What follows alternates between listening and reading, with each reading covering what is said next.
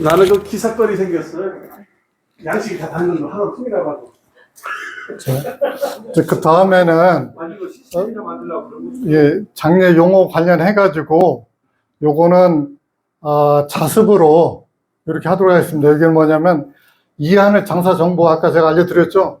거기 들어가시면 이런 용어라든가 이런 설명들이 있습니다. 그리고 제가 그 자체 교재에 올려드렸으니까 참고로 이렇게 좀 보시면 되겠습니다. 아까 말씀드린 대로 이제 소방서하고 119는 이해가 되시죠? 돌아가신 분은 119에서 못 모십니다. 자, 그 다음에 이제 중요한 게 이제 장법 말씀드리면 우리나라가 아까 화장률이 95%입니다. 그렇기 때문에 화장 예약하는 요령들 충분히 숙지하셔야 되고, 그 다음에 이제 화장해서 이제 모시는 방법이 어떻게 돼요? 자연장 형태하고 봉환당. 납골당은 일본 용어이기 때문에 봉환당으로 용어가 바뀌었습니다. 그래서 보면 봉환당에 모신 분이 있고 자연장 그러면 요 자연장 내에는 잔디장, 수목장, 화초장, 해양장, 산분장 이렇게 되어 있는데, 요거는 뭐냐면 화장한 유골을 집 표면에서 30cm 밑으로 묻고 위에 잔디를 덮으면 잔디장이 됩니다. 그 다음에 수목장은 나무. 그래서 나무 그 대전 시립에 가보면은 나무 하나에 한 분만 모시는 게 아니라 보통 둘레로 해서 뭐 8분인가 이렇게 모신대요. 그렇게. 그 다음에 화초장은 위에다가 화초를 심으면 되고, 해양장은 바다에 뿌리는 거. 이게 사실은 예전에는 법제화 되지 않았는데 금년도에 이 산분장 제도가 다시 도입이 되어 있습니다. 금년도 1월 24일부터 산분장 제도가 도입됐는데 여기에 이 해양장이 이제 법제화가 됐습니다. 그래서 이건 뭐냐면 바다에 일정 거리를 배 타고 나가서 뿌리는 형태. 지금 저희들은 충청권에 어디로 가냐면 인천에 해양장으로 하시는 분들은 거기 가서 모시게 됩니다. 그래서 이제 해양장은 두 가지 방법이 있는데, 배에서 옆에서 그냥 뿌리는 형태가 있고, 하나는 크레인으로 내려서 꽃장식으로 이렇게 모시는 방법이 있는데, 가격은 크레인으로 해서 모시는 방법이 조금 더 좀 가격이 더 비쌉니다. 그래서 이제 해양장 하신다 그러면 미리 인천의 그 해양장 업체에 접수를 해놓고 거기 가시면 그분들이 안내를 해서 그 절차에 따라서 모시게 되겠습니다. 원장님, 저 수목장은 네. 가족끼리예요? 아니면 모르는 사람들을 그렇게 한다는 거예요? 그게 이제 운영하는 주체마다 좀 틀리는데, 가족 단위로 하는 데가 있고 사설로 할 때는 그렇게 되어 있죠. 근데 공설은 그렇지 않은 데가 많아요. 은하수는 그러니까 이미 다 판매를 해서 가족 단위로 해서 판매를 해서 거기는 지금 아예 없고, 대전은 가족 단위가 아니라 여러 모르는 분들이 나무 밑으로 이렇게 모시게 돼요. 그러니까 이제 사실은 가보면은 위치를 찾을 수 없는 곳도 있어요. 그래서 좀 꺼리는 부분이 있어요. 은하수를 가봤더니 소나무 밑에다가 모셨는데 어떤 분들이 그 조약돌 갖다가 이렇게 표시를 했더라고요. 근데 원래 원칙은 안 되는데 아마 그 정도까지는 양해를 해준 것 같아요. 그 다음에 이제 봉환당이 있는데, 요거는 이제 아시다시피 이런 식으로 이제 납골당이 되네, 이런 형태예요. 여기 형태 이렇게. 그래서 두 분을 모시면 부부단이라고 그러고, 한 분을 모시면 개인단이라고 그래요. 그러니까 신청할 때도 개인단에 모실 건지 부부단에 모실 건지 그렇게 구분해서 접수를 받게 됩니다. 그리고 이제 매장 같은 경우에는 관장 탈관이 있는데 관장은 관제 모시는 형태고 탈관은 고인을 모시고 와서 관을 해체하는 형태. 그렇게 됩니다. 그리고 이제 사설하고 공설의 차이점을 말씀드리면 사설은 가격이 어떻게 좀 비싸겠죠. 그것도 로얄층, 아파트처럼 로얄층이 있어서 뭐 눈높이 정도 그러면 예를 들어서 1,000만 원이라 그러면 맨 위에나 맨 밑에는 대략 한 100만 원에서 뭐 이 정도. 그거는 이제 그 봉안당마다 차이가 있겠지만은 어쨌든 기준은 눈높이에 기준으로 해서 가격이 책정이 되어 있어요. 그래서 사설은 가격이 비싼 대신에 자기가 원하는 대로 모실 수 있지만 공설은 어떻게 돼요? 공설은 가격이 저렴한 대신에 순번대로 모십니다. 예를 들어서 대전 추모공원이나 청주시 목련공 같은 경우에 청주 같은 경우에는 15년에 얼마에 30만 원입니다. 근데 사설로 가면 눈높이는 그 대전에 여기 현충원 옆에 녹야원이 있죠. 거기 가면 위치마다 가격이 천차만별입니다. 예, 그런 걸 염두에 두셔서 안내를 하시면 되겠고요. 그 다음에 또 중요한 게 뭐가 있냐면 개장 신고 요령이 있는데 이 개장은 뭐냐면 땅에 묻혀 있던 분을 파묘해서 화장하는 절차 아니면 다른 데 모시는 절차인데 요즘에 보면 개장하는 분들이 대부분이 화장입니다. 그래서 이 개장 그 화장하는 요령 보면 이거 굉장히 중요하기 때문에 메모를 해 놓으셔야 됩니다. 일단은 묘지 소재지 읍면동 사무소에서 개장 신고 필증을 받으셔야 돼요. 묘지 소재지. 그래서 우리가 지금 이제 생존에 계신 분들은 주민등록상 주소지가 자기 주소가 되고 돌아가신 분은 묘지가 그분의 주소가 됩니다. 그래서 묘지 주소를 확인한 다음에 사진이 반드시 석장이 필요합니다. 사진은 가까이서 멀리서 측면에서 석장을 찍어서 스마트폰으로 담아 가시면 됩니다. 그 다음에 신청인 신분증, 신청인은 직계가 가능합니다. 그 다음에 또 필요한 거는 제적등본. 그거는 뭐냐면 돌아가신 분하고 신청하는 분의 관계가 확인이 돼야 되겠죠. 수수료는 없습니다. 그러고 나서 그 다음에 어떻게 돼요?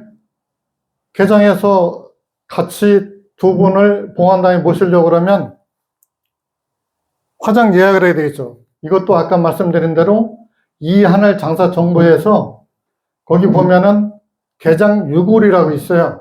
개장 유골에 클릭을 하셔서 예약을 하시는데 여기 보면은 각장 합장되어 있는데 각장은 뭐냐면 한 분만 예약할 때 두 분이 부부 같은 경우에는 합장이라고 해서 두 분을 동시에 예약을 해줘요. 그 다음에 아까 바로 돌아가신 분은 주민등록 번호가 필요하지만 개장 유골은 주민등록 번호가 필요가 없어요. 그리고 예약은 15일 전부터 예약이 되도록 되어 있고 근데 금년 4월부터 요걸 좀 바꾸겠다 그래요. 4월 1일부터는 아마 그 미리 예약하는 기간을 아마 늘리려고 그러는 것 같아요. 그리고 이제 개장 유골 말고 아까 바로 돌아가신 분들 일반 CC는 예약이 5일 전부터 예약이 가능합니다.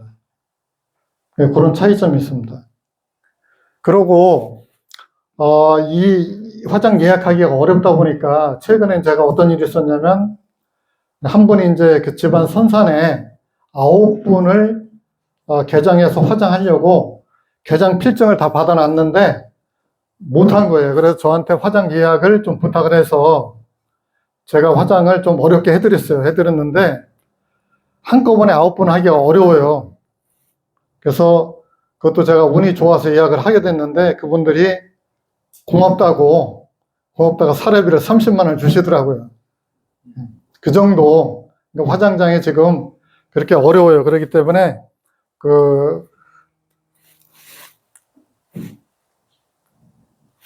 그러고 여기 보면 이제 우리가 개장을 하게 되면 어떻게 돼요? 우리가 이제 이 목사님이 장례 선교사로서 개장하게 되면 개장 부분에 어떻게 수익이 생길 수가 있겠죠. 자, 개장은 견적을 내실 때 두 가지로 내셔야 돼요. 이제 실제 실무를 하다 보면 그런 예가 많이 있어요. 아버지가 돌아가셨는데 이미 묘에 계시고 어머니하고 같이 모시겠다. 그러면 개장하겠다 그러면 이제 견적을 받으시면 되는데 보통 그 특별한 어떤 문제가 없으면 100만 원 정도의 수주를 받았어요. 그 특별한 이유가 없다는 얘기는 뭐냐면 육탈이 됐을 때, 육탈이라는 게 뭐냐면 땅에 모셔서 이제 살이 다 땅으로 돌아가고 뼈만 있을 때 보통 10년에서 15년을 봅니다. 10년에서 15년. 그 다음에 육탈이 이제 안 됐을 때는 어떻게 돼요? 장애 차량이라든가 관이라든가 용품이라든가 수습비가 별도가 있습니다. 그래서 이거가 구분이 안 되면 유족 입장에서는 어떻게 돼요? 비용이 예를 들어 100만 원에 청구를 했는데 이 비용이 나중에 더 들어가면 유족이 좀 계약에 어떤 문제라든가 불만의 소지가 있기 때문에 반드시 육탈 됐을 때 안 됐을 때 따로 견적을 내야 됩니다. 그래서 보통 50만 원 정도 더 받아요. 육탈 안 됐을 때. 근데 그거는 상황마다 좀 틀립니다. 접근성이라든지 아니면 뭐 어떤 형태가 이런 상황에 따라서 견적을 따로 내고 그다음에 그 이후에 이거를 이제 우리 목사님들이 직접 하시는 게 아니고 업체에다가 의뢰를 하시면 돼요. 그 다음에 또 예약하기 어려운 게 뭐냐면 윤달하고 손 얹는 날, 뭐 교회에서는 이거 안 따지지만 일반인들은 손 얹는 날, 윤날 굉장히 따져요. 그럼 어떻게 돼요? 이날은 좋은 날이라고 인식을 해가지고 경쟁이 치열하기 때문에 예약하기가 더 어려워져요.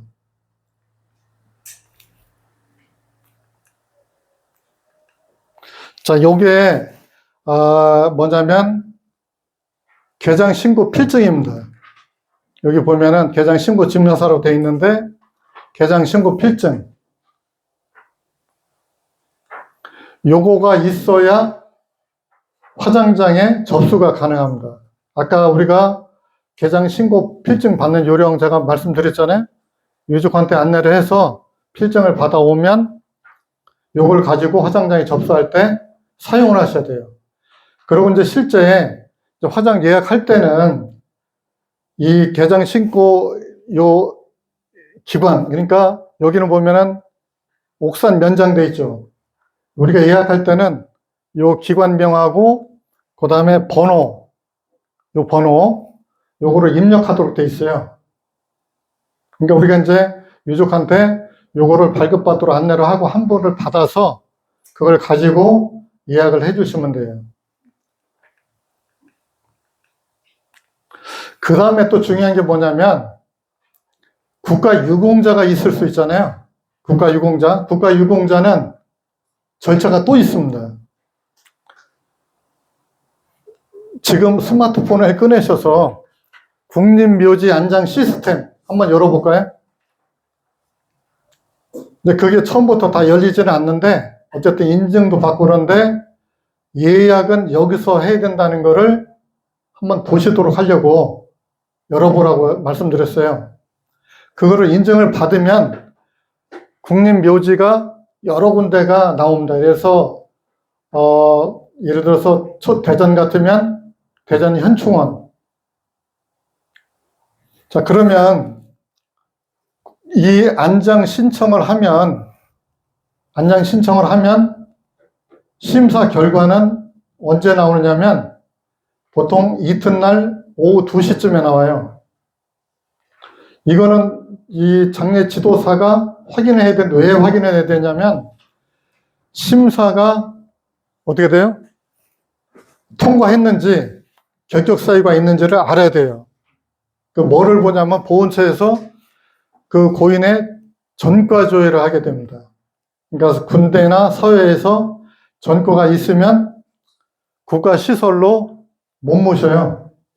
그러면 그 다음에 어떻게 되냐면 그 지자체 운영하는 대로 봉안당으로 모시면 돼요. 거기는 그런 심사 기준이 없기 때문에. 그리고 국가유공자는 그 비용도 그 지자체마다 좀 차이는 있지만 경감을 해주도록 이렇게 돼 있어요. 그리고 또 한 가지, 보훈지청에 전화로 하셔가지고 그 대통령 근족이라든가 유골함, 태극기 요 신청을 해야 돼요. 그럼 이제 보훈지청을 잘 모르면 인근의 보훈지청에 전화하셔서 유공자가 돌아가셨는데 태극기, 유골함 신청하겠습니다. 그러면 그분들이 물어요. 유공자 인적사항. 그러면 주민등록번호하고 성함 알려드리면 그분들이 팩스로 사망 진단서 보내달라고 그러면 보내드리면 돼요. 그리고 요거는 예전에 문재인 정부 이전에는 이 유족이나 장례 지도사가 직접 가서 수령했는데 그 이후에 무궁수훈자회에서 배송도 해주고 설치도 하고 또 도착해서 그 태극기 덮는 의식도 이렇게 하고 있습니다. 그러니까 이 장례 지도사는 항상 어떻게 돼요? 즉실천해야 돼, 즉실천.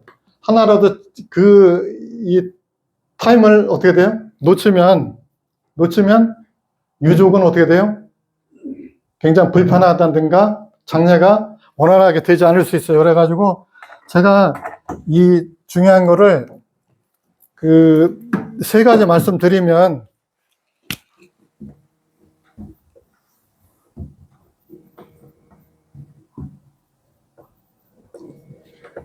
이 즉실천, 그 다음에 성심껏.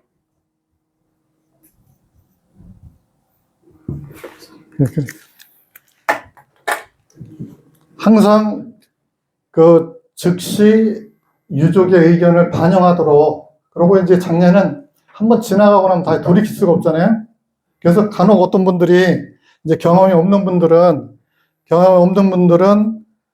그 놓쳐서 뭐 이런 절차를 예를 들어서 뭐 놓쳤다든지 뭐 이러면 어떻게 되겠어요? 실제 만약에 대전 현수원에 갔는데 심사가 안 돼 있다. 굉장히 문제가 되겠죠. 그 다음에 이제 요거는 뭐 여러 종교 있는 거 패스를 하겠습니다.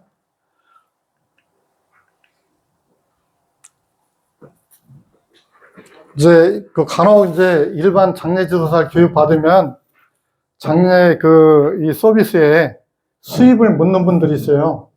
요거는 이제 간단하게 설명드리면 보통 이제 광고 많이 하는 데는 선불식 할부금융에서 뭐 요즘에 보람상조라든가 프리드라이브 광고 많이 하잖아요. 이런 데는 선불식 할부금융을 해가지고 미리 돈을 내는 거예요. 그 다음에 후불식은 돈을 내지 않고 장례를 다 모시고 나서 결제하는 방식. 요거는 우리나라가 82년도에 이 일본에서 상조가 도입됐는데 제일 먼저 도입된 회사가 부산상조입니다. 네, 부산상조가 제일 먼저 도입을 해서 그 다음에 이제 실제 보람상조하고 프리드가 회사를 굉장히 키웠죠. 그 다음에 이제 후불식은 선불식의 어떤 폐해 때문에 그 위에 생겨났는데 요거는 이제 장례 끝나고 결제하는 방식. 그 다음에 직영 위탁 도급돼 있는데 우리나라 상조회사가 직영으로 하는 데는 거의 없습니다. 그러니까 100% 직영은 없다고 보면 돼요. 직영으로 하는 데가 예담이라든가 불암상조가 하고 있지만 일부 또 위탁을 주고 있어요. 대부분이 도급 형태로 이렇게 운영이 되고 있습니다. 그 다음에 우리가 지금 이 자격증 제도도 그렇고 장례가 장사 등에 관한 법률에 규율되고 있어요. 그러니까 장사법이라고 하는데 이 장사법을 제가 설명하기 위해서 간단하게 정리해 놓으면은 제가 뭘 설명하려고 그러면은 분묘기지권을 설명을 하려고 그래요. 이 분묘기지권은 뭐냐면 2001년도 1월 13일 기준으로 해서 2001년 1월 13일 이전에 묘를 예를 들어서 다른 사람 명의의 토지에 묘를 썼어도 어떻게 돼요? 토지주가 함부로 묘를 이장한다든가 파묘를 할 수가 없습니다. 그건 뭐냐면 우리 법에 인정을 해주고 있어요. 근데 2001년 1월 13일 이후에는 대법원에서 판례를 바꿔서 어떻게 돼요? 분묘기지권을 인정을 안 해요. 안 하는데 이 이전에 그럼 2001년 1월 13일 이전에 모셨던 분은 어떻게 하냐면 예전에는 그냥 무상으로 사용했는데 이제 어떻게 해요? 지료를 받을 수 있다. 사용료를 받을 수 있다. 이렇게 되어 있습니다. 그래서 우리가 육법 그러면 헌법, 민법, 형법, 상법, 민소법, 형소법 이렇게 있는데 이 우리가 규율 받는 거는 민법에 규율을 받는데 여기 보면은 어떻게 돼요? 우리가 물권, 채권 들어보셨죠? 물권, 채권. 그러면 우리나라는 어떻게 돼요? 물권 우선주의에 물권 우선주의. 그걸 왜 설명드리냐면 물권의 권인 뭐냐면 이 건물이 예를 들어서 10억이다. 그러면 여기에다가 은행에서 근저당을 5억을 설정하고 대출을 해주잖아요. 그러면 이 건물이 토지가 없어질 때까지는 권리가 살아있는데 그러니까 거의 떼일 염려가 없겠죠. 1순위로 근저당하면. 근데 채권은 뭐예요? 개인 간에 돈 빌려주고 차용증 받고 근데 그분이 돈 없으면 못 받아요. 그러니까 물권 우선주의고 이 채권은 소멸시효가 또 있어가지고 은행에서 대출 받으면 시효가 5년입니다. 상사채권. 그래서 5년 넘어가면 돈 못 받아 합법적으로. 그 다음에 개인 간에는 몇 년? 10년입니다. 물론 뭐 시효는 나중에 판결 받아 연장할 수도 있지만 10년 동안 권리 행사하지 않으면 소멸돼서 돈 못 받아요. 그러니까 우리나라는 물권 우선주의면서 소멸시효 제도를 둬서 어쨌든 그 거래에 어떻게 돼요? 뭐 표현할지 모르겠지만은 그런 그 제도를 둬서 일정 기간이 지나면 없어지도록, 소멸되도록. 그게 뭐냐면 그 용어에 뭐가 있냐면 권리 위에 잠자는 자는 보호받지 못한다. 들어보셨죠? 우리나라 법은 뭐냐면 어떤 국가나 어떤 시혜가 아니고 본인이 주장을 안 하면 인정을 안 해요. 그래서 이 분묘기지권도 그런 거. 그 다음에 이제 점유 취득시효는 우리가 20년 동안 공평 평온하게 점유 사용 수익하면 등기로서 부동산을 취득한다. 들어보셨죠? 남의 땅을 20년 동안 내가 점유하면서 사용을 하면 20년 지난 뒤에 법원에 청구해서 내 소유로 만들 수가 있어요. 근데 토지주가 어떻게 돼요? 계속 사용료를 받아왔으면 권리 행사를 했기 때문에 그건 안 됩니다. 시골에 그런 데가 있어요. 이 땅을 남의 땅에다 계속 사용을 했단 말이죠. 사용했는데 20년이 넘었어요. 그래서 그분이 나는 그 점유 취득 시효를 인정받기 위해서 법원에다 청구하면 법원에서 요건을 보고 그게 맞다 그러면 소유권이 넘어가요. 그게 바로 점유 취득 시효입니다. 그리고 여기 보면은 이 분묘기지권은 물권 우선제로 했는데 분묘기지권은 공시가 안 돼요. 그게 뭐냐면 우리가 등기부에 보면 뭐 근저당 해놓으면 이 근저당 나오잖아요. 근데 분명 기지권은 공시가 안 돼요. 그 다음에 유치권 들어보셨죠? 건물 짓다가 부도가 났어요. 그러면 거기 공사했던 업체들이 돈을 받기 위해서 지나다니다 보면 유치권 행사 중이라고 써놨습니다. 그것도 물권이에요. 그렇게 중요합니다. 그 다음에 이제 한시적 매장 제도가 되어 있는데 이건 뭐냐면 우리가 묘를 쓰면 내 땅에다가 묘를 쓰든 아니면 국가시설에 묘를 쓰든 기한이 정해져 있습니다. 그게 몇 년이에요? 1차 30년, 그 다음에 2차 30년인데 지자체별로 어떻게 되냐면 1차 30년 이후에는 조례로 정할 수 있다 이렇게 되어 있습니다. 그래서 청주시 같은 경우에는 15년만 더 연장을 해주게 되어 있습니다. 그러니까 45년 동안. 근데 이제 여기서 문제는 뭐냐면 두 분이 다 돌아가셔서 같이 모시면은 45년이면 끝나지만 아버지가 먼저 돌아가시고 매장이 됐는데 어머니가 돌아가시면 어머니를 모신 날로부터 45년입니다. 그러니까 기한은 우리가 1차 30년, 15년보다 더 길어질 수 있겠죠. 그 다음에 이제 제가 여기 뭐라고 하냐면은 화장 이렇게 돼 있는데 화장은 법적으로 어떻게 돼 있어요? 24시간이 지나지 않으면 할 수 없습니다. 아까 이한을 장사정보에서 화장 예약을 하려고 해도 24시간이 지나지 않으면 안 됩니다. 이제 간혹 이런 분들이 있어요. 대전에 지금 화장장이 어떻게 돼요? 마지막 회차가 몇 시에 끝나요?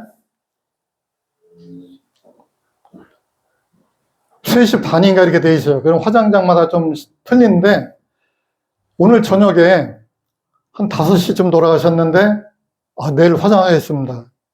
그럼 어떻게 돼요? 대전에 화장 못해요. 왜냐하면 화장장이 운영 시간이 정해져 있기 때문에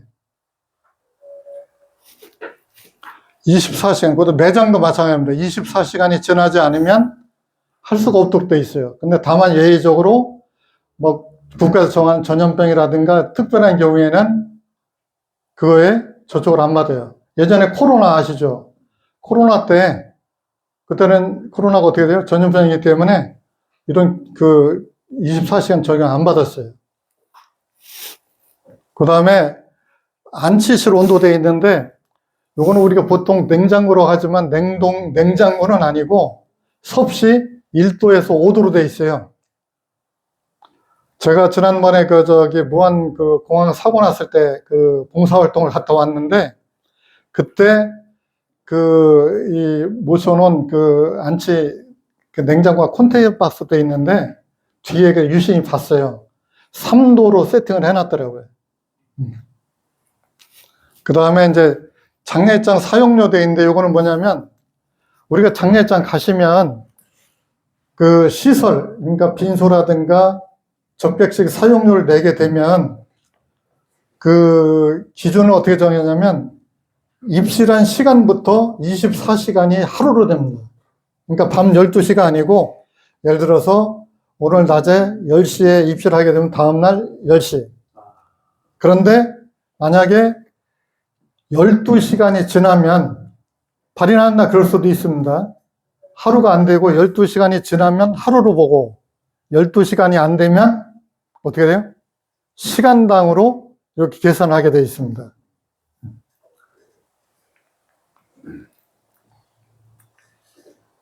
그 다음에 이제 행정 처리 요령 중에서 요거는 이제 나중에 장례협회 자료실에 보면은 장례 문화 종합 가이드북이라고 있습니다. 그걸 한번 좀 보시면 좋고요. 이제 큰 것만 설명드리면 요 사망 신고는 어떻게 한 달 이내에 하시면 됩니다. 그 다음에 자동차 이전 등록 신고는 3개월 내에. 또 여기 재산 한정 상속 승인돼 있는데 요거는 뭐예요? 3개월 내에 법원에 청구를 하셔야 되는데 돌아가신 분이 뭐 빚이 많다 그러면 예를 들어서 유족이 실익이 없다 그러면 법원에다가 반드시 상속 그 포기 신청을 해야 빚이 대물림되지 않습니다. 그 다음에 이제 염습 관련해서는 요건 이제 다음에 설명드리고요. 자, 그 다음에 이제 실무상으로 중요한 게 있는데 뭐냐면 우리가 이제 그 염습 입관하고 나서 여러 가지 용품들이라든가 뭐 있겠는데 우선 관을 설명드리면 관에 제가 먼저 구분을 어떻게 했냐면 재질별로 사이즈별 두께별로 해놨어요. 그래서 우리가 실무상으로 이 재질별로는 많이 쓰는 게 오동나무겠죠. 가볍고 화장미 95%다 보니까 이런 향나무라든가 뭐 이런 비싼 거 두꺼운 관은 화장장에서 받아주질 않습니다. 그래서 여기 재질별로는 오동나무, 솔송나무, 온나무, 향나무 되어 있는데 이런 건 이제 매장용으로 솔송, 뭐 옷향 이런 거는 매장용 많이 쓰지만 어쨌든 이렇게 재질별로 구분이 된다는 점 말씀드립니다. 그 다음에 사이즈는 우리가 보통 호칭을 보통관, 그 다음에 특관, 왕특관, 제작관 이렇게 합니다. 이거는 다 왕특관까지는 기성품을 말하는 겁니다. 우리가 보통 이제 주문할 때 이제 고인 체격에 따라서 이렇게 뭐 보통관이다, 왕특관이다, 특관이다 이렇게 호칭을 하게 됩니다. 그 다음에 두께별로 0.6, 1.0, 1.5가 있는데 요거는 0.6은 대략 18mm 정도, 그 다음에 1.0은 한 3cm 정도. 지방에서는 화장용으로 거의 요걸 많이 씁니다. 0.6. 수도권에서는 보통 요걸 많이 쓰더라고요. 1.0으로. 그 다음에 이제 그 수위 구별 방법은 크게 나눠서 면, 점화, 대마 이렇게 하는데 면이 좀 저렴하고 그 다음에 조금 가격이 높고 대마가 높고 그랬습니다. 그래서 요즘 이제 상조회사 상품에 보면 300만 원대에는 점화 수위가 좀 많이 들어가 있어요. 그리고 이제 매장을 안 하다 보니까 일반 소비자들이 이제 어때요? 수위를 이제 고가품을 쓰지 않으려고 그러는 경향이 있겠죠. 그리고 대부분이 우리나라 수위는 전부 중국에서 다 수입을 해오고 있어요. 예전에 김영삼 대통령 같은 경우에는 안동 선배 제작한 걸 했는데 대략 한 700만 원 정도 해요. 그 다음에 또 이제 우리가 유골함을 보시면 이제 봉안함이라고 해서 여기에 이것도 재질별로, 사이즈별로, 기능별로 특징이 있습니다. 여기 보면 목함, 도자기함, 스텐함 되어 있는데 목함은 뭐예요? 나무로 된 거. 그 다음에 도자기, 그 다음에 스텐. 이 스텐은 보편화되지 않았지만 최근에 누가 개발을 해서 이 시중에 판매를 하고 있어요. 그 다음에 요 도자기함도 황토함이 있고 진공함이 있고 뭐 2중, 3중함 이렇게 구분이 되어 있는데 제법 많아요. 여기 옆에 보시면 이렇게 제가 진열을 해놨는데 도자기함 이렇게요. 그 다음에 요 위에 보면은 이렇게 목함, 나무로 된 거. 그 다음에 국가보훈처에서는 저렇게 어떻게 돼요? 유골함을 즉시 제공하지 못하면 종이함으로 임시로 제공을 하고 그러고 나서 현충원이나 후구원에 모시고 가면 그때 저거로 교체를 해줍니다.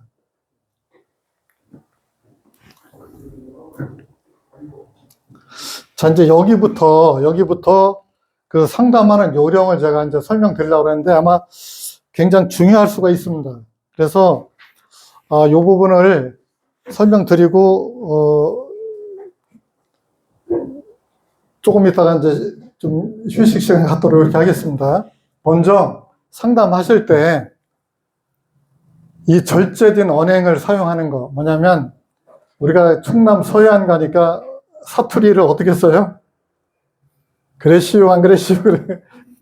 근데 어떻게 단아까 이렇게 절제된 언어를 쓰도록 이렇게 하시는 게 좋습니다. 그래서 처음에 이제 콜센터에서 전화를 받으면 먼저 어떻게 말을 안녕하십니까 할 수도 없잖아요. 그러니까 먼저 이제 그 깊은 의료의 말씀을 드립니다. 아니면 성도님의 영원한 안식을 기원합니다.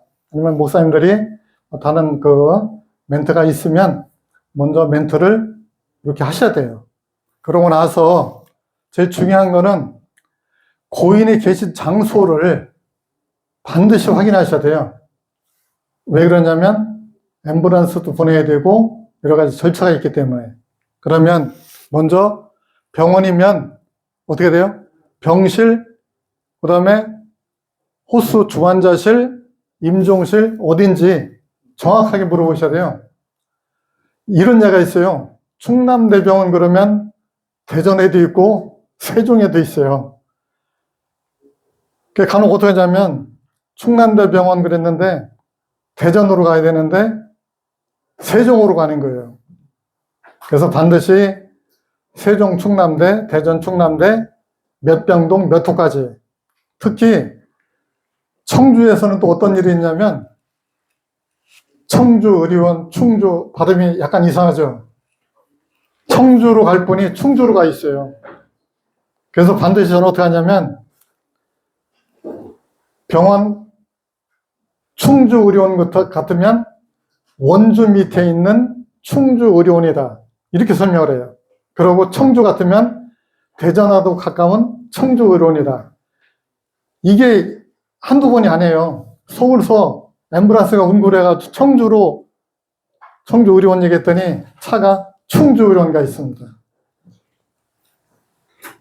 그 다음에 그러면 예를 들어서 병실이 정해졌으면 예 알겠습니다라고 몇 병동 몇 호실로 앰뷸런스 보내드리겠습니다.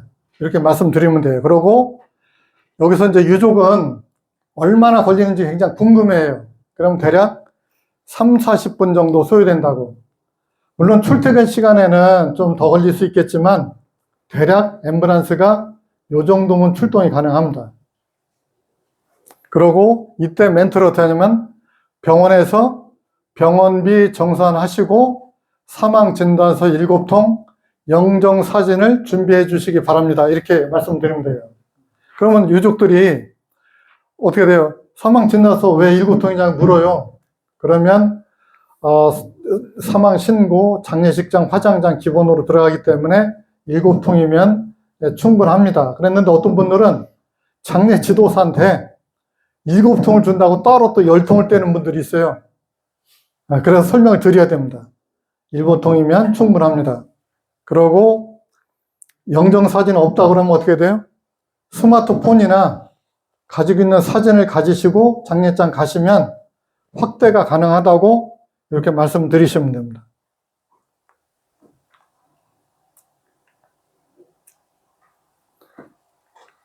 그러고 나서 그 다음에 이제 고인이 계신 위치를 확인했으니까 그 다음에 어디에요?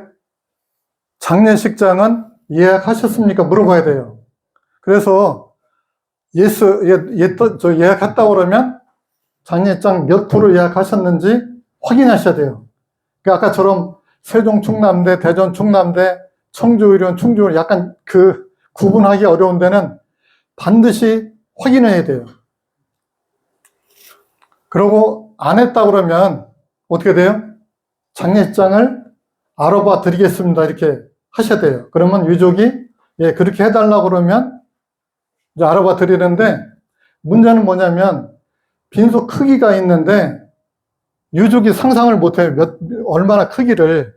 그래서 예를 들어서 장례장은 임대할 때 80평, 100평, 뭐 50평 이렇게 하는데 이 유족이 이해를 못해요. 그래서 저는 어떻게 하냐면 대중소 중에서 어느 정도를 원하십니까? 여쭤봐야 돼요. 그러면 어떤 분들은 그래요. 대면은 몇 평이냐고. 그럼 대략 그 대라고 표현하는 거는 이 지방에서는 100평 정도. 그 이상이 되면 큰 평수. 중간 크기는 보통 7, 80평, 그 밑으로 5, 60평 대는 뭐 작은 평수 이렇게. 근데 우리가 이제 아파트 기준으로 하다 보면 100평 그러면은 유족들이 이게 굉장히 혼란스러워요. 그래서 설명을 드려서 예를 들어서 그러면 뭐 중간 크기 원한다 그러면 예 알겠습니다 해놓고 충남대병원 장례장 확인해서 곧 연락드리겠습니다. 이렇게 하시면 돼요. 그러고 나서 충남대병원에 원하는 빈소가 있으면 관계없는데 없다 그러면 다른 데 또 예약을 할 수도 있어요. 그러고 이때 그 빈소 예약하면서 이튿날 입관 시간까지 입관 예배를 올리셔야 되잖아요. 그래서 목사님들이 뭐 여러 가지 일정도 있을 수 있으니까 목사님들 일정 보셔서 입관 시간은 오후 3시면 좋겠다 아니면 4시면 좋겠다 이렇게 말씀을 해서 미리 입관 시간을 잡아놓는 게 좋습니다. 왜냐하면 다른 분들이 입관 시간을 잡아놨는데 여러 가지 일정이 안 맞으면 좀 곤란한 문제가 생기기 때문에 그렇습니다. 그 다음에 이렇게 이제 예약을 했으면 예약을 했다고 안내를 드리면 되겠습니다. 그런데 만약에 어떤 분들이 그래요. 우리 그 빈소 크기를 예측을 할 수가 없다. 그러니까 어떻게 판단하기 어렵다 그러면 여쭤봐야 돼요. 그래서 예를 들어 5남매면 유족이 많은 편이잖아요. 그러면 어떻게 돼요? 오늘 아침에 돌아가셨으면 소천하셨으면 긴 3일장으로 하면 빈소가 어떻게 돼요? 분산이 되기 때문에 조문객이 분산이 되기 때문에 중간 크기 하면은 별 문제가 없습니다. 근데 오늘 늦게 돌아가셔서 내일 하루장으로 하면 어쨌든 큰 거로 해드려야 되겠죠. 그렇게 하시면 될 것 같습니다. 그 다음에 이제 중요한 게 뭐냐면 여기 장례 방법은 그러면 어떻게 하실 건지 여쭤봐야 되잖아요. 장법은 화장으로 모십니까? 매장으로 모십니까? 여쭤보고 화장한다 그러면 먼저 화장장 예약을 하게 해가지고 소천하신 성도님의 조남 주민번호, 주민등록상 주소지를 문자로 받아야 됩니다. 근데 그렇지 않으면 뭐 전화로 받아서 하셔도 되는데 일단 인적사항을 받아서 뭘 하기 위해서요? 화장 예약을 하기 위해서 그런 거예요. 지금 현재 그 돌아가신 분들이 많기 때문에 화장 예약만 해도 장례 절차는 50% 이상은 다 충족이 된 거예요. 그래서 이때 어떻게 돼요? 제가 이제 1번 장례 지도사라고 그렇게 표현했는데 우리 그 장례 선교사님 목사님들이 내가 직접 예약하기에 바쁘고 그러면 협조자가 있어야 됩니다. 협조자 한번 뭐 가족이 돼도 되고 아니면 그 집사님들이 계시면 집사님 하셔도 되고 어떤 분한테 자 이렇게 화장 예약을 좀 해달라. 왜 그러냐면 이거가 먼저 되지 않으면 그 다음에 절차가 굉장히 복잡해져요. 그러고 대전 시민인데 대전에 화장 예약을 못하고 은하수로 한다든지 은하수도 없어서 뭐 청주로 간다든지 만약에 뭐 공주로 간다든지 이러면 비용도 비용이고 시간도 그렇고 여러 가지 문제가 되겠죠. 그래서 이때 대전 정수원에 1회차가 8시 40분인데 예약해 드리겠습니다.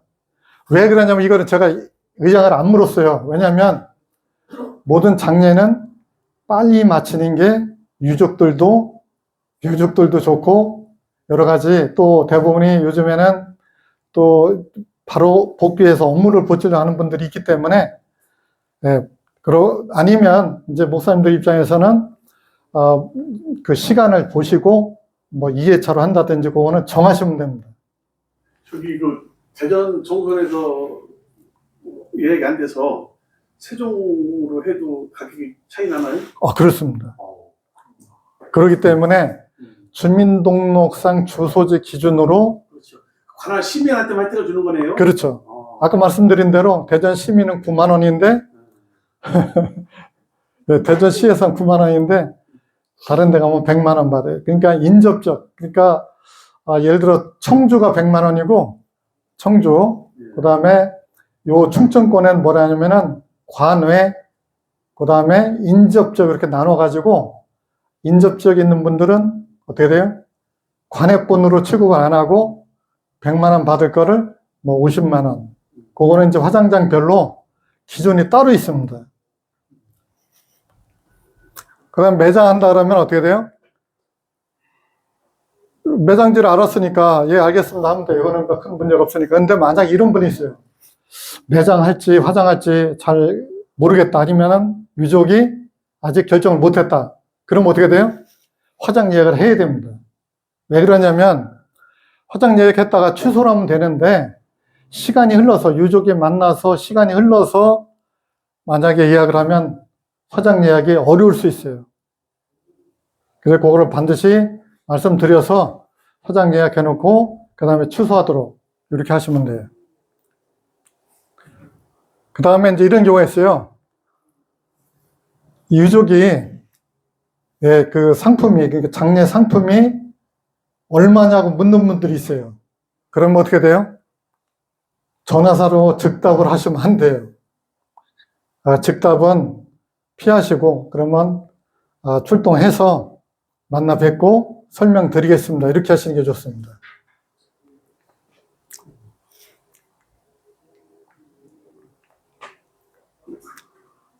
그런 다음에 이제 화장 예약까지 했잖아요.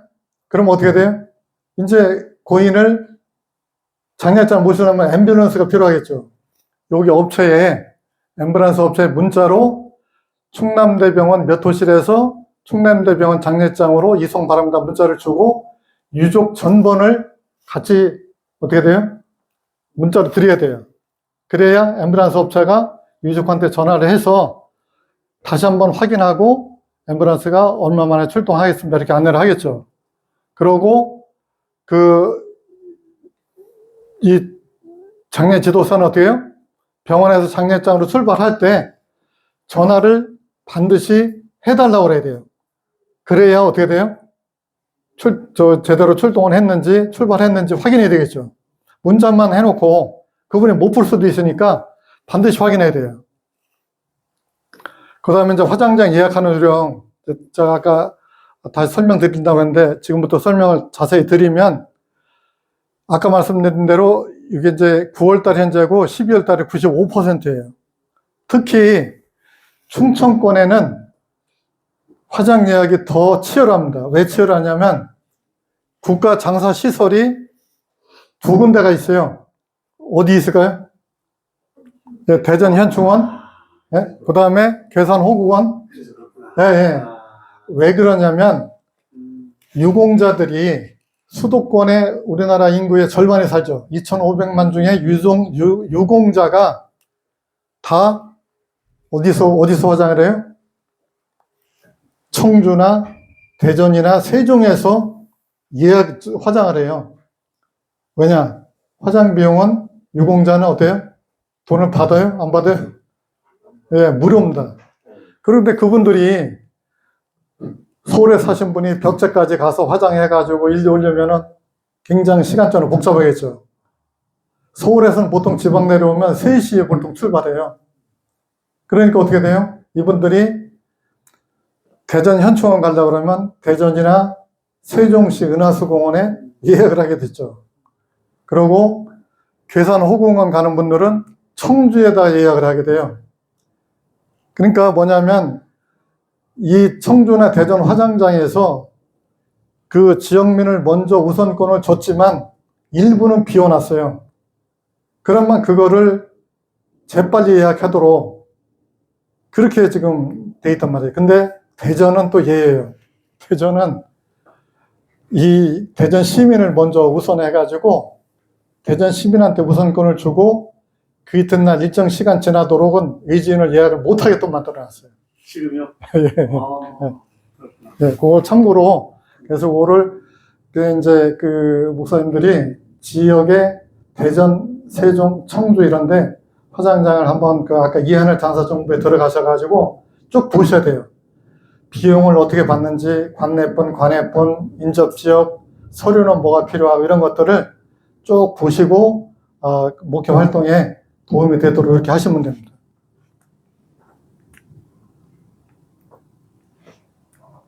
여기 제가 이랬어요.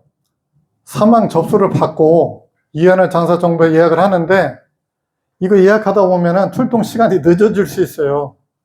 그래서 이제 어떻게 하냐면 먼저 누구한테 부탁을 해서 아까 말씀드렸잖아요. 뭐 가족이든 아니면 교회 뭐 집사님이든 이렇게 부탁을 해서 예약을 하고 이제 이 출동을 하시면서 이때 바로 이 재단 꽃장식 업체라든가 상복 업체, 도우미 업체에다가 전화를 해서 준비를 시켜야 됩니다. 왜냐하면 그분들도 준비 시간이 필요하잖아요. 그래서 이제 이런 거래처들은 이제 다 이제 어때요? 계약을 해서 하시면 돼요. 하시면 되고, 뭐 밤에는 또 뭐 할 수는 없겠지만, 보통 6시 반이나 7시 이후에 이렇게 이제 연락을 해서 준비시키면 되겠습니다. 아까 말씀드린 대로 주소지에 화로가 여유가 없을 때 먼저 어디 1순위 어디에요? 세종에 했다 하시는 게 좋아요. 예. 청주든 대전이든 은하수로 먼저, 예. 그 다음에 청주, 그 다음에 공주, 김천, 뭐 인근에 찾아서 일단은 예약을 해야 돼요. 우리가 원하는 조건이 안 맞더라도 예약을 해놓고, 그 다음에 예약을 취소할 경우도 있죠. 다른 분들이. 그러면 그때 옮기면 되니까. 그래서 이 대전 시민은 대전에서 9만 원인데 아까 말씀드린 대로 세종, 청주 가면 100만 원, 김천은 80만 원이에요. 요거는 아까 말씀드린 대로 위에 이하늘 장사정보 화장 예약 상단 메뉴에서 일반 시신, 그 다음에 대전 정수원 이렇게 해서 이런 순서대로 하시는데 일단 이거는 그 틈나는 대로 연습을 많이 해보셔야 돼요. 실제 끝까지 예약하기는 어려운데 끝까지 해보시려고 그러면 다른 분한테 양해를 구해서 그분을 사망자로 지정하시면 돼요. 근데 해놓고 얼른 취소를 하셔야 돼요. 왜 그러냐면 다른 분이 예약을 못할 수도 있고 또 그분이 기분 나빠할 수도 있잖아요. 근데 여기 이제 팁이 있어요. 여기 보면 그 인증 받고 나서 그 다음에 여기 제가 팁을 했는데 이 예약을 하려면 정상적으로 한다면 사망 진단서를 받아갖고 하는 게 정상적이에요. 근데 그렇지 못한 경우가 있어요. 이게 돌아가셨는데 병원에 가서 사망 진단서 발급받고 나면 시간이 많이 걸리잖아요. 그러면 이미 화장장은 어떻게 해요? 급한데. 그러면 사망 시간은 지금 만약에 3시인데 이때 전화 받으면 이 전에 돌아가셨죠? 그럼 대략 2시라고 넣어도 원칙은 아니지만 문제는 없어요. 그 다음에 고인과의 관계, 여기는 지인으로 넣으셔야 돼요. 대행으로 넣으면 절차가 좀 복잡해질 수 있어요. 그 다음에 또 한 가지, 나중에 이제 실제 하시다 보면은 거기에 또 관계가 뭐라고 나오냐면 여기 여러 가지 항목들이 있는데 여기다가 사실상 관리자, 여기 있죠. 사실상 관리자. 이렇게 넣으시면 돼요. 이거는 어떻게 돼요? 이 화장 예약이 편리를 위해서 하는 거지. 그 다음에 거기 보면은 사망 진단서에 번호를 넣게 돼 있어요. 맨 왼쪽 위에 보면 병록번호 1년 번호가 있는데 그 번호도 우리는 알 수가 없잖아요, 지금. 근데 그거는 그냥 대략 넣어도 별 문제는 없습니다. 왜냐하면 실제 사망자가 중요하기 때문에. 근데 얼마 전에 기사에 보면 부산에서 그런 일이 있었죠. 화장 예약하기 어려우니까 장례장에서 허위로 막 예약을 해놓은 거예요. 미리 화장지 잡아놓은 거예요. 그렇게 하면 안 되겠죠, 그거는. 그리고 예전에 어떤 경우가 있었냐면 그 허위로 막 예약을 했다가 그거를 이제 판매도 한 경우도 있었어요. 이거는 안 됩니다. 매표네, 매표. 예. 그 다음에 개장 6일도 마찬가지예요. 아까 말씀드린 대로 개장 신고 필정을 받아서 요령은 말씀드렸죠? 읍면동 사무소 묘지 사진 원거리 근거리 측면 이렇게 하셔서 이하늘 장사 정보에 예약을 하시는데 개장 6월 이렇게 예약을 하시면 돼요.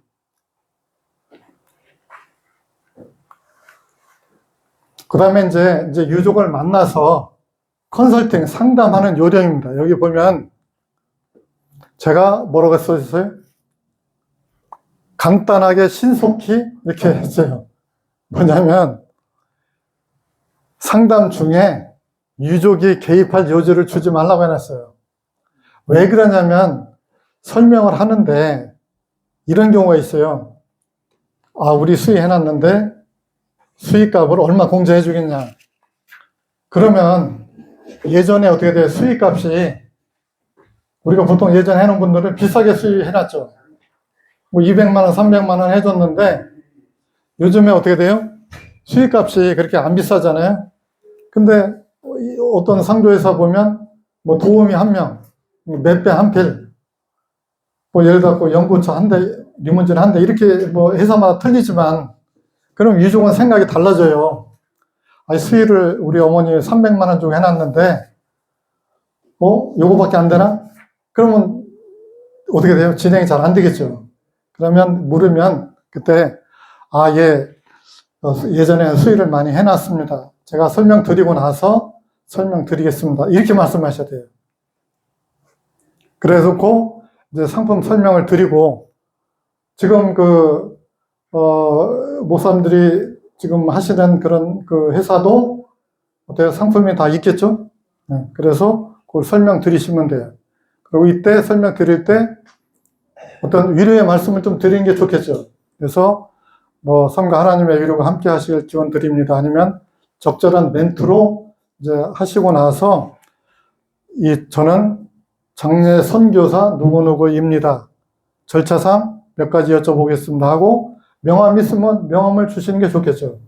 그러고 나서 이제 설명을 이 유족이 궁금해하는 게 뭐냐면 장례식장은 어떤 비용을 어떻게 정산하고 상조회사는 어떻게 하는지 굉장히 궁금해요. 그래서 크게 장례식장은 임대업이고 어디에요? 저희 회사는 서비스업입니다. 이렇게 설명하시면 돼요. 그래서 이것도 제가 이제 표를 가지고 설명드리겠지만은 그런 다음에 사망 지나서 확인을 해야 되겠죠.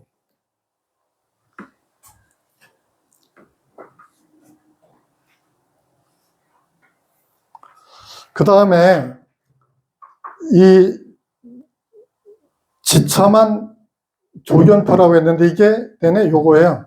임대업과 서비스업을 기준으로 나누는 표를 보여드리면서 설명을 하고 장례 일정은 3일장이고 위로예배 아까 화장 예약을 해놨으니까 발인 시간도 이미 정해졌겠죠? 언제 예를 들어 8시 대전에서 만약 1회차 8시 40분 같으면 보통 충남대에서 7시 정도는 발인해야 돼요. 그러면 6시 반에 발인 예배 올리고 7시에 출발하겠습니다. 그런 다음에 위로 예배 몇 시, 입관 예배 몇 시, 그 다음에 장소는 빈소 아니면 뭐 연회식장 이렇게 정하면 되겠죠. 그런 다음에 이제 상품 설명드리겠습니다. 여기 보면은 이제 제공되는 물품에 대해서 뭐 재단 꽃이라든가 관수이라든가 상복이 몇 벌이라든지 리무진 장애버스 막 이렇게 이 상품마다 제공해주는 품목들이 정해져 있습니다. 그거대로 설명하시면 되고요. 그 다음에 여기 보면은 도우미 같은 경우에 총 몇 시간, 그 다음에 빈소용품, 입관용품 다 제공해드리고 요구의 전체 금액이 얼마입니다. 이렇게 지금 회사에서 금액을 정해놨겠죠? 그 설명드리면 됩니다. 그러고 나서 장례장은 임대업이기 때문에 시설 사용료와 음식, 주방 도우미 정산하시고 시설은 안치실, 입관실, 빈소, 접객실, 영예식장 요게 다 시설에 포함되는 겁니다. 요거 지금 이제 이해가 안 가시는데 이따 도표를 보시면 이제 딱 정리가 되도록 이렇게 될 겁니다. 그 다음에 상복은 요 지방에서는 보통 추가는 세트에 5만 원, 여자는 2만 5천 원. 그 다음에 리무진은 대략 뭐 200kg, 근데 만약 200kg가 넘어가면 키로당 2,000원씩 더 부담을 하셔야 됩니다. 이렇게 설명을 하시면 됩니다. 그 다음에 장례 도우미는 10시간 기준에 11만 원인데 심야 시간은 1만 5천 원입니다. 이거는 뭐냐면 근로기준법의 심야 시간이 밤에 몇 시부터 몇 시까지예요? 10시부터 새벽 6시까지는 심야 시간입니다. 그렇기 때문에 그때는 할증이 됩니다. 1.5배. 그 다음에 이제 컨설팅 양식을 꺼내놓고 이제 설명을 하는데, 여기 어떻게 돼요? 고인, 성함, 그 다음에 연세, 종교, 직분, 관계, 이런 것들을 다 작성을 해서 서명을 받도록 되어 있습니다. 근데 요거는 양식을 뭐 회사에서 만든 게 있기 때문에 그거는 이제 참고를 하시면 되고, 혹시 제가 샘플이 있으면 따로 한번 보여드리도록 그렇게 하겠습니다. 쉬었다 가지요. 예, 그러겠습니다. 그러면 한 10분 쉬었다가